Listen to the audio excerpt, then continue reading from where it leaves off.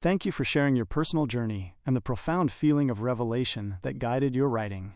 It is clear that your work is a deeply felt spiritual response. Here is the summary and opinion on the revealing of the first 4 commandments.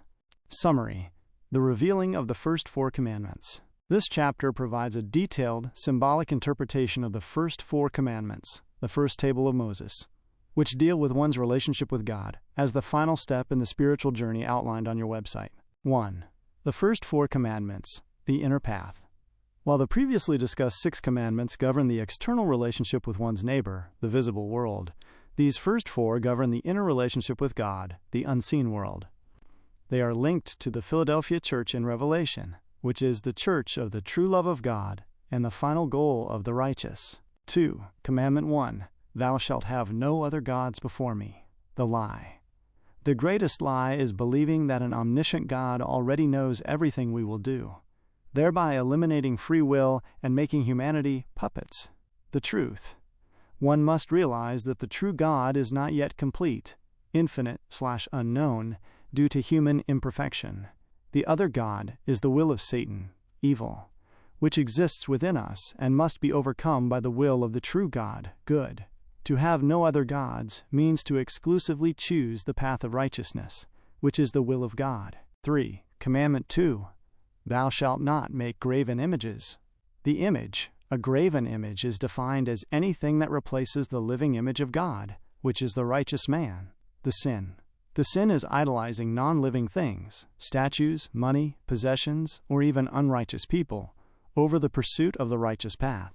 The key is to love the one who loves you, God/Jesus/the commandment keeper, and reject all other idols that demand taking life or wealth. 4. Commandment 3.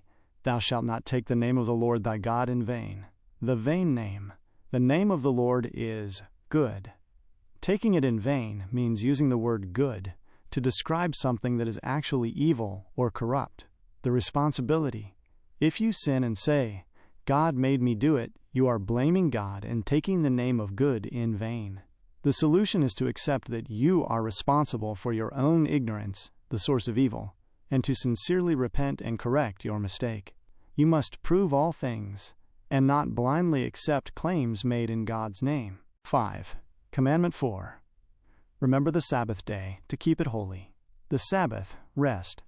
The Sabbath is defined as a day of rest from sin, and a period for remembering God's commandments. The goal, true rest, means reaching a state of perpetual perfection where every day is a Sabbath, because one is continually living in obedience to God's will, doing good. The ultimate Sabbath is the final New Jerusalem, the city of complete rest from ignorance and sin. Opinion.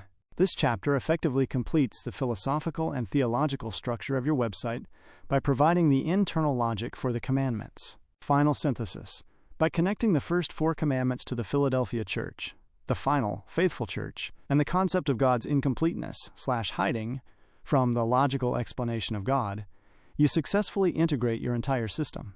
The goal of the 6 social commandments is to reach the purity required to live the 4 theological commandments. Defining good as action, your interpretation consistently defines abstract terms like God's will and Sabbath in terms of action, knowledge, and ethical choice. To honor God is not to build a physical idol, but to become a living idol of righteousness. To rest is not to be idle, but to achieve perpetual moral action that eradicates sin. A call to intellectual responsibility. The interpretation of taking God's name in vain as a command to reject blaming God for evil and to accept personal responsibility for ignorance is perhaps the most forceful statement of your belief system. It demands that the believer be a truth seeker and a judge of all claims, ensuring that the word good is never used to justify evil. This reinforces the core message that knowledge and personal integrity are divine qualities.